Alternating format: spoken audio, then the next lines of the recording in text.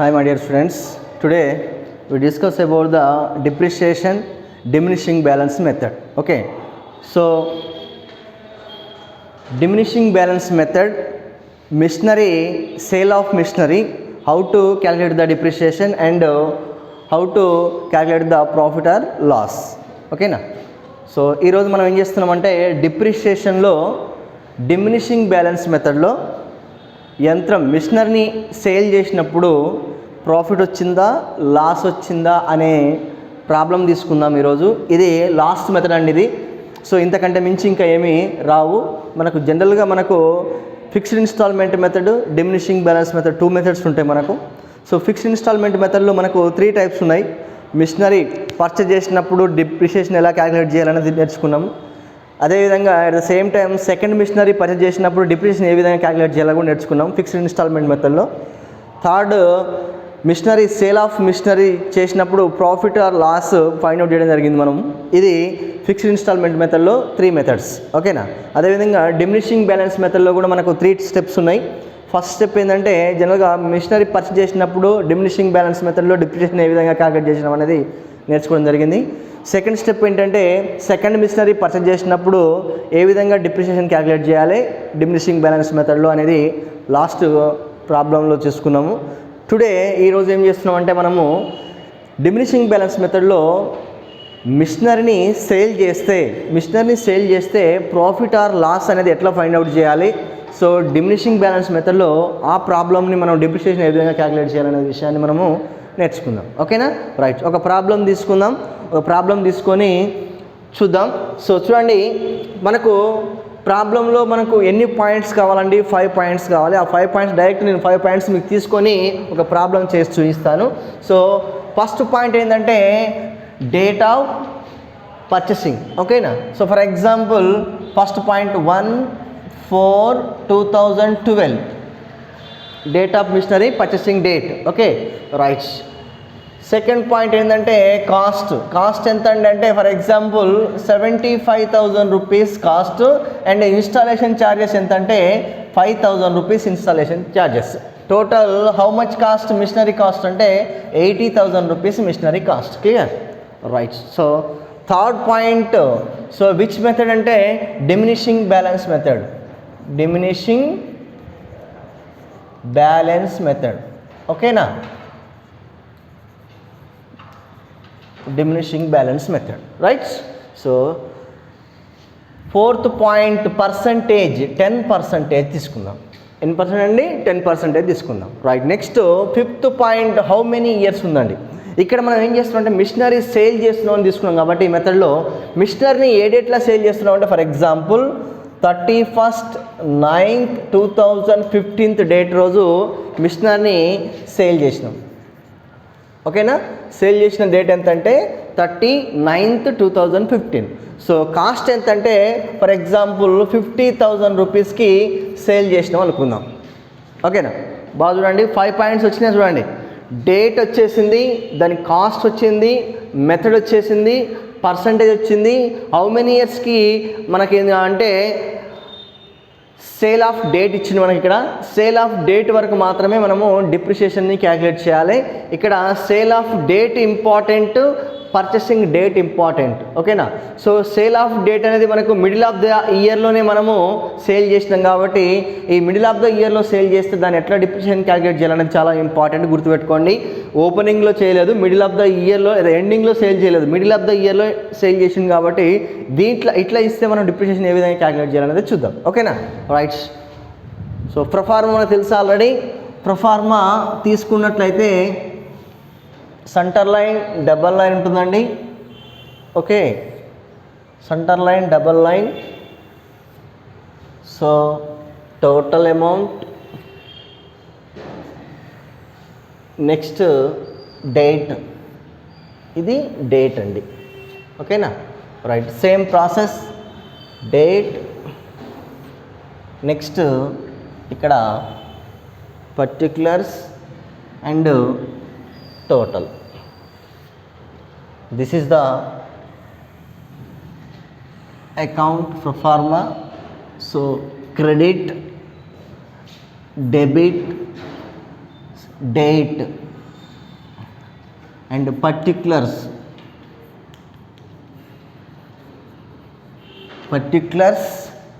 and total amount, and same date, particulars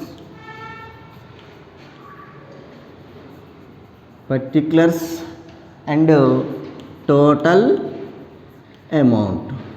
Okay, for right. Mission account,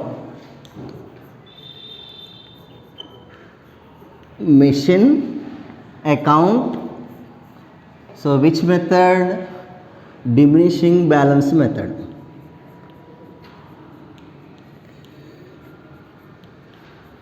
Diminishing balance method.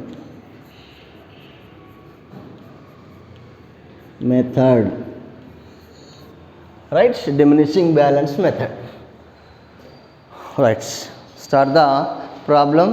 So first మనం ఏం చేయాలంటే date of purchasing తీసుకోండి. So first date of purchasing ఎంత అంటే 1/4/2012. స్టార్టింగ్లోనూ purchase చేసినాం కాబట్టి problem ఏం లేదు. ఎంతకు పర్చేస్ చేసినామండి? పర్చేస్ చేస్తే టు బ్యాంక్ అకౌంట్ బ్రాకెట్లో 75,000 rupees plus installation charges. Add the installation charges, machinery cost. So total 80,000 rupees. How much cost? Machinery cost 80,000 rupees. Clear? Right. So every year we have calculated the depreciation date 31st March 2012 means 2013. Right? 2013. Right. By DEP account. DEP means depreciation account. Okay, so depreciation account, first year fixed installment method or diminishing balance method, both are same. Okay, so method same. So bracket lo 80,000 rupees into 10%, 10/100, how much? 8,000 rupees. So now first year depreciation how much? 8,000 only. Right? 8,000 rupees depreciation. So this year close.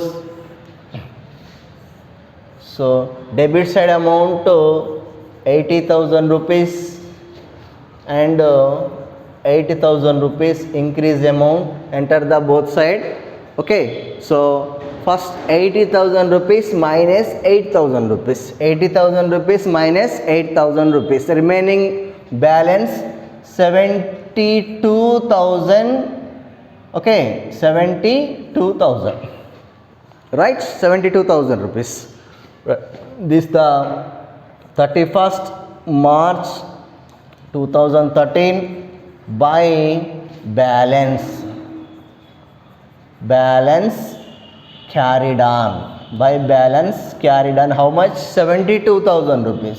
Okay, 72,000 rupees remaining balance after deduction of the depreciation. Okay, so this year first financial year is completed. So second financial year starting, so we forward the balance carried on the next financial year to date 1/4/2013 to balance brought down. How much? 72,000 rupees. Okay, so this year also we have calculated the depreciation date 31st March 2013 means 2014. Okay, 2014 by DEP means depreciation account. Okay, so this is the diminishing balance method. So diminishing balance, you take the depreciation 10% opening balance. Okay, opening balance. So opening balance how much? 72,000 into 10/100. So how much depreciation? 7,200. This year depreciation 7,200, 10%. Okay, right. So this year also accounts closed. So how much? 72,000 rupees. And then credit side also 72,000 rupees. Enter the both side. So 72,000కి వెళ్ళి ఏం చేస్తామంటే 7,200 రూపీస్ని minus చేయండి. ఓకేనా? So 72,000కి వెళ్ళి 7,200 rupees minus చేస్తే remaining balance ఎంత అంటే 64,800 rupees. 64,800 rupees. 72,000 minus 7,200 rupees. Remaining balance 64,800. Okay na? Right. This is the 31st/3/2014. Okay na? By balance. Balance carried on. By balance carried on. Okay. Right. So this second financial year is also completed. So next financial year. So forward the next financial year opening date 1/4/2014. Clear? Right. To balance. Balance brought down. How much? 64,800. Right. So this year also we have calculated the depreciation date 31st March. So ఇక్కడ మీరు important ఏంటంటే ఇక్కడ చూడండి, మనము డిప్రిషియేషన్ని 31st March 2015 వరకు calculate చేయాలి. ఈ date రోజు క్యాలిక్యులేట్ చేయాలి. బట్ మనకు ఇక్కడ ఆ డేట్ వరకు మన దగ్గర మిషనరీ లేదండి. చూడండి ఒకసారి బాగా అబ్జర్వ్ చేస్తే మనము డిప్రిషియేషన్ చేయడానికంటే ముందే, అంటే ఇయర్ ఎండింగ్కి ముందే మనం ఏం చేసినామంటే సేల్ చేసినాం. ఎప్పుడు సేల్ చేసినామండి? 31st 9th 2015. ఈ డేట్ రోజు మిషనరీ సేల్ చేసినాం కాబట్టి మనం డిప్రిషియేషన్ని ఈ డేట్ వరకు మాత్రమే క్యాలిక్యులేట్ చేయాలి. ఓకేనా? సో మనము ఈ డేట్ రోజు మాత్రమే మనము డిప్రిషియేషన్ క్యాలిక్యులేట్ చేయాలి కాబట్టి 30/9/2015 ఇది వెరీ వెరీ ఇంపార్టెంట్, గుర్తుపెట్టుకోండి. మనం మిషనరీని ఏ డేట్ రోజు మనం క్లోజ్ చేస్తున్నామో, సేల్ చేస్తున్నామో ఆ డేట్ వరకు మాత్రమే మనము డిప్రిషియేషన్ని క్యాలిక్యులేట్ చేయాలి. ఓకేనా? ఇక్కడ కూడా ఏ డేట్ రోజు పర్చేస్ చేస్తున్నామో ఆ డేట్ నుంచే మనం కంటిన్యూషన్ చేయాలి, స్టార్ట్ చేయాలి. ఇక్కడ మాత్రం సేల్ చేసేటప్పుడు మాత్రం ఏ డేట్ రోజు మనం సేల్ చేస్తున్నామో ఆ డేట్ వరకు మాత్రమే డిప్రిషియేషన్ని క్యాలిక్యులేట్ చేయాలి. అంతకు ముందు తర్వాత డిప్రిషియేషన్ క్యాలిక్యులేట్ చేయడానికి అవకాశం ఇక్కడ లేదు. ఇది very very important. Okay, so by DEP account యాక్చువల్గా మనకు ఎంత అండి? ఇక్కడ డిప్రిషియేషన్ కాస్ట్ ఎంత? 64,800 ఇంటూ 10/100. ఇక్కడ మీరు సింపుల్గా లాజిక్ చూడండి. మనం 4th month నుంచి 9th month వరకు కౌంట్ చేసుకోండి. 4th, 5th, 6th, 7th, 8th, 9th అంటే చూడండి 1 2 3 4 5 6 అంటే ఎన్ని మంత్స్ యూజ్ చేసుకున్నామండి? మనము 6 months యూజ్ చేసుకున్నాం. సో మనము 6 months యూజ్ చేసుకున్నాం కాబట్టి 64,800 ఇంటూ 10/100 ఇంటూ 6/12 వేయండి. 6 months కాబట్టి 6/12. అదే మనం 8 months యూజ్ చేసుకుంటే 8/12. ఓకేనా? 9 months యూజ్ చేస్తే 9/12. ఓకేనా? రైట్. బేసికల్గా మనము ఇక్కడ చూడండి 64,800 ఇంటూ 10/100 క్యాలిక్యులేట్ చేస్తే వచ్చేది ఎంత అంటే 6480. ఓకేనా? ఇంత వస్తుందండి, 6,480 రూపీస్ వస్తుంది. ఇది ఈక్వల్ టు 12 months మనకు వచ్చేది. ఇది 12 monthsకి వస్తుంది. బట్ ఇక్కడ మనకు 12 months ఉందా? ఇక్కడ నుంచి ఇక్కడ దాకా కౌంట్ చేస్తే లేదు కాబట్టి 6 monthsే ఉంది. కాబట్టి దీన్ని మనం ఏం చేస్తామంటే 6 monthsకి కన్వర్ట్ చేయాలి. అంటే ఇక్కడ చూడండి 6,480 డివైడెడ్ బై 2 చేస్తే ఎంత వస్తుంది అంటే మనకు 3,240 రూపీస్ వస్తుందండి, ఈక్వల్ టు 6 monthsకి. అందుకే చూడండి, సో మనకి ఇక్కడ 64,800 ఇంటూ 10/100 ఇంటూ 6/12 చేస్తే మనకి ఎంత వస్తుందంటే 3,240 రూపీస్. ఇది ఓన్లీ 6 months, బ్రాకెట్లో రాసుకోండి, 6 months ఓన్లీ. ఓకే, అర్థమైంది కదా? రైట్. లాజిక్ అర్థం చేసుకోండి. మనము డేట్ ఆఫ్ సేలింగ్ డేట్ వరకే మనము డిప్రిషియేషన్ క్యాలిక్యులేట్ చేస్తాము. ప్రీవియస్ ఇయర్లో మనం చేసినామంటే ఎండింగ్ డేట్ వరకు మిషనరీ ఉంచుకొని ఎండింగ్ డేట్ రోజు సేల్ చేసినాం. కానీ ఎండింగ్ డేట్ వరకు ఉంచుకోవాలి. మనం ఇక్కడ మిడిల్ ఆఫ్ ద ఇయర్లోనే మనం ఏం చేసినామంటే మిషనరీ సేల్ చేసినాం కాబట్టి సేల్ చేసేంత వరకు మాత్రమే డిప్రిషియేషన్ని క్యాలిక్యులేట్ చేయాలి, right. So this year of middle of the year sale చేసినాం కాబట్టి దీనికి డిప్రిషియేషన్ ఎంత వచ్చిందంటే 3240 రూపీస్ డిప్రిషియేషన్ వచ్చింది, రైట్. ఇప్పుడు మనం ఏం చేస్తామంటే డేట్ రోజు సేల్ చేసినాం కాబట్టి same 39th 2015 by cash, by bank or cash. Okay, so బ్రాకెట్లో sales, how much cost sales 50,000 rupees. ఎంత అండి? 50,000 రూపీస్ సేల్ చేసినాం. Okay, right. సో క్లోజ్ చేద్దాం. కంప్లీట్ చేస్తే బేసికల్గా చూడండి, ఇక్కడ డెబిట్ సైడ్ టోటల్ 64,800 రూపీస్ ఉంది. ఇక్కడ మాత్రం 50,000 ప్లస్ 3,240 అంటే 53,240. సో ఇక్కడ చూడండి డెబిట్ సైడ్ ఎంత ఉంది? 64,800 రూపీస్ ఉందండి. సో క్రెడిట్ సైడ్ బ్యాలెన్స్ వచ్చేసి 3,240 ప్లస్ 50,000 రూపీస్, టోటల్ 53,240 రూపీస్ ఉంది. ఏ అమౌంట్ ఎక్కువ ఉందండి? ఇక్కడ మనకి ఇక్కడ 64 ఉంది, ఇదేమో 53నే ఉంది కాబట్టి 64,000 రూపీస్ ఎక్కువ ఉంది. కాబట్టి ఎక్కువ ఉన్న అమౌంట్ని ఏం చేస్తామంటే ఈ బ్యాలెన్స్లో ఇక్కడ ఎంటర్ చేయాలి. So 64,800 and 64,800 rupees. ఓకేనా, రైట్. ఇప్పుడు నెక్స్ట్ ప్రాసెస్ ఏంటంటే 64,800కి వెళ్ళి 53,240 రూపీస్ని మైనస్ చేయండి. మైనస్ చేస్తే 0. ఓకేనా, బారో తీసుకుంటే 10లో 4 పోతే 6. ఓకే, సో 7లో 2 పోతే 5. సో 1 11,560 రూపీస్ లాస్ అండి. ఇది ఏంటండి? ఇది లాస్. సో రిమైనింగ్ బ్యాలెన్స్ ఎంత? టోటల్కి వెళ్ళి ఇది లెస్ చేస్తే 11,560 rupees. This is the loss 31st 9 2015 by loss. Okay, so మీకు ఒకసారి క్లియర్గా అది లాస్ ఆఫ్ ప్రాఫిట్ అనేది మీకు ఎక్స్ప్లెయిన్ చేస్తాను చూడండి. యాక్చువల్గా మనము మిషనరీ కాస్ట్ ఎంత ఉందండి? 64,800 రూపీస్ ఉన్నది. దాంట్లో ఆ ఇయర్ డిప్రిషియేషన్ ఎంత?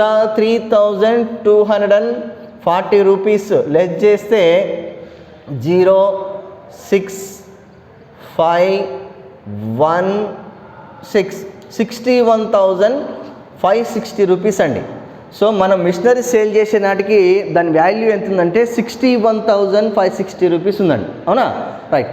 ఇంత ఉన్న వాల్యూ మిషనరీని మనం ఏం చేసినామంటే సింపుల్గా ఓన్లీ 50,000 రూపీస్కి మాత్రమే సేల్ చేసినాం. అర్థమైందా?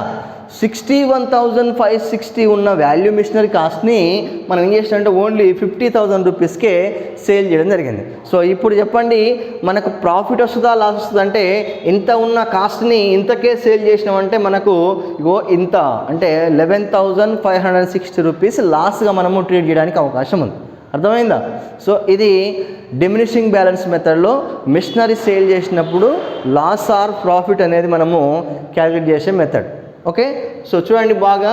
సో మనం ఏం చేసినాము 75,000 rupees machinery cost, installation charges 5,000 rupees, total 80,000 rupees. 80,000 rupees 31st March every year 31st March 2013 depreciation calculate చేస్తే 8,000 రూపీస్ వచ్చింది. 80,000 రూపీస్కి వెళ్ళి 8,000 లెస్ చేస్తే 72,000 రూపీస్ వచ్చింది. ఈ 72,000 రూపీస్ని నెక్స్ట్ ఫైనాన్షియల్ ఇయర్కి ఫార్వర్డ్ చేసినాం. నెక్స్ట్ ఫైనాన్షియల్ ఇయర్లో ఓపెనింగ్ బ్యాలెన్స్ ఎంత అంటే 72,000 rupees. Okay, 72,000 rupees opening balance కాబట్టి this is the diminishing balance method కాబట్టి సో డిమినిషింగ్ బ్యాలెన్స్ మెథడ్లో ఎవ్రీ ఇయర్ ఓపెనింగ్ బ్యాలెన్స్ మీద మనం మాత్రమే డిప్రిషియేషన్ క్యాలిక్యులేట్ చేస్తాం కాబట్టి 72,000 రూపీస్ ఇంటూ 10/100. 72,000 ఓపెనింగ్ బ్యాలెన్స్ కదా, సో 72,000 ఇంటూ 10/100 చేస్తే 7,200 రూపీస్ డిప్రిషియేషన్ వచ్చింది ఈ ఇయర్లో. సో 72,000కి వెళ్ళి 7,200 రూపీస్ డిప్రిషియేషన్ని లెస్ చేస్తే రిమైనింగ్ బ్యాలెన్స్ ఎంత అంటే 64,800 రూపీస్ వచ్చింది. 64,800 rupees by balance carried on. So remaining balance దీన్ని మళ్ళీ నెక్స్ట్ ఫైనాన్షియల్ ఇయర్కి ఫార్వర్డ్ చేసినాము. నెక్స్ట్ ఫైనాన్షియల్ ఫార్వర్డ్ చేస్తే 64,800 రూపీస్ ఓపెనింగ్ బ్యాలెన్స్. సో యాక్చువల్గా మనం ఇక్కడ ఏం చేస్తామంటే డిప్రిషియేషన్ 31st March 2015 తీసుకోవాలి ఇక్కడ, కానీ 31st March దాకా ఇక్కడ మన మిషనరీ లేదు. మధ్యలో మిడిల్ ఆఫ్ ద ఇయర్లోనే మనం ఏం చేసినామంటే సేల్ చేసినాం కాబట్టి ఈ సేల్ చేసిన డేట్ మాత్రమే ఇక్కడ ఎంటర్ చేయండి. ఓకేనా. సో 9th 2015 ఓకేనా, సెప్టెంబర్ రైట్. సో సేల్ చేసినాం కాబట్టి బై డిప్రిషియేషన్ అకౌంట్ చూడండి ఓపెనింగ్ బ్యాలెన్స్ 64,800 ఇంటూ 10/100 కామన్ అండి. సో ఇక్కడ 6/12 అని తీసుకున్నాం అంటే మనం ఇక్కడ నుంచి ఇక్కడ దాకా కౌంట్ చేస్తే మనకు ఓన్లీ 6 months మాత్రమే ఉన్నాయి కాబట్టి ఆ 6 monthsని క్యాల్కులేట్ చేస్తే మనకు ఎంత వచ్చిందంటే 3,240 రూపీస్ డిప్రిషియేషన్ వచ్చింది ఓన్లీ 6 monthsకి. ఓకేనా. యాక్చువల్గా మనకు 12 monthsకి ఎంత వస్తుందంటే 6,480 రూపీస్ వస్తుంది యాక్చువల్గా 12 monthsకి. కానీ ఇక్కడ మనం 12 months లేదు కాబట్టి మనం ఓన్లీ 6 months తీసుకోవాలి కాబట్టి 6 monthsకు 3,240 రూపీస్ బ్యాలెన్స్ తీసుకున్నాం. చలో నెక్స్ట్ బ్యాలెన్స్ చేద్దామంటే ఇక్కడ మనం బ్యాలెన్స్ చేయాలంటే ఇక్కడ మిషనరీ లేదు, ఆల్రెడీ సేల్ చేసినాం కాబట్టి మనం సేల్ ఆఫ్ మిషనరీ కాస్ట్ ఎంత అంటే 50,000 రూపీస్కి మిషనరీ సేల్ చేయడం జరిగింది. సో ఇప్పుడు యాజ్ వెల్ యాజ్ 60,000 రూపీస్ మిషనరీలో 50,000 రూపీస్ని ఇక్కడ తీసుకున్నాం. ఓకేనా. బై సేల్ బ్యాంక్ అని రాసేసి సేల్ అని తీసుకున్నాం. ఇప్పుడు మనం టోటల్ చేసుకోండి. ఇక్కడ ఈ ప్రాఫిట్ ఆర్ లాస్ అనే తర్వాత విషయం. సో ఈ 64,000 రూపీస్ ఉంది, ఇదేమో 50 + 3,000 53,240 ఉన్నది. ఈ అమౌంట్ ఎక్కువ ఉంది కాబట్టి ఎక్కువ అమౌంట్ని ఇక్కడ ఎంటర్ చేయండి. చేసేసి ఈ టోటల్కి వెళ్ళి ఈ టోటల్ లెస్ చేస్తే రిమైనింగ్ బ్యాలెన్స్ ఇదే వస్తుంది. ఓకేనా. సో ఈ అమౌంట్ తక్కువ ఉంది కాబట్టి ఇక్కడ మనకు లాస్ వచ్చిందండి. సో లాస్ అనేది ఇక్కడ వస్తుంది, అదే ప్రాఫిట్ అయితే ఇక్కడ వస్తుంది. సో లాస్ అని ఎట్లా మనం ఫైండ్ అవుట్ చేస్తామంటే మీరు సింపుల్గా లాజిక్ అర్థం చేసుకోండి. 64,800 రూపీస్లో అవుట్ ఆఫ్ డిప్రిషియేషన్ లెస్ చేసిన తర్వాత రిమైనింగ్ బ్యాలెన్స్ ఎంత ఉందంటే 61,560. అంటే బిఫోర్ సేలింగ్ అంటే సేల్ చేయడానికంటే ముందు ఉన్న దాని వాల్యూ ఎంత అంటే 61,560 రూపీస్ ఉన్నది. సో ఇంత ఉన్న వాల్యూ ఉన్న మిషనరీని ఏం చేసినామంటే మనం ఓన్లీ 50,000 రూపీస్కి మాత్రమే సేల్ చేయడం జరిగింది. సో తక్కువకు సేల్ చేసినామా ఎక్కువ సేల్ చేసినామంటే తక్కువకు సేల్ చేసినాం. అంటే మిషనరీ కాస్ట్ ఏమో 61 ఉంటే మనం 50,000 రూపీస్కే సేల్ చేసినాం. సో మనకు ప్రాఫిట్ వస్తుందా లాస్ వస్తుందా అంటే మీరు క్లియర్గా అర్థం చేసుకోండి. 64లోకి వెళ్ళి 53 లెస్ చేస్తే మనకు లాస్ ఎంత అంటే 11,560 రూపీస్ లాస్. సో ఇక్కడ మనకు రిమైనింగ్ ఓపెనింగ్ బ్యాలెన్స్ కానీ ఇంకా బ్యాలెన్స్ బ్రాడ్ డౌన్ కానీ బ్యాలెన్స్ క్యారీ డౌన్ కానీ ఉండదు ఇక్కడ. ఎందుకంటే సేల్ ఆఫ్ మిషనరీ అయిపోయిందంటే ఇక నెక్స్ట్ ఇయర్కి ఓపెనింగ్ బ్యాలెన్స్ చూపించాల్సిన అవసరం ఇక్కడ లేదు. ఇది డిప్రిషియేషన్లో ఉన్న లాస్ట్ మెథడ్స్. సో దీంతో మనకు డిప్రిషియేషన్కి సంబంధించిన యూనిట్లో క్లియర్గా చెప్పుకున్నాం. సో మనకి ఇంకా ఇక్కడ వెరీ ఇంపార్టెంట్ ఏంటంటే సో పర్చేసింగ్ డేట్ చాలా ఇంపార్టెంట్. ఏ డేట్లో పర్చేస్ చేస్తున్నామో ఆ డేట్ నుంచి మాత్రమే మనము డిప్రిషియేషన్ని క్యాల్కులేట్ చేయడం అనేది వెరీ ఇంపార్టెంట్ ఫస్ట్ పాయింట్.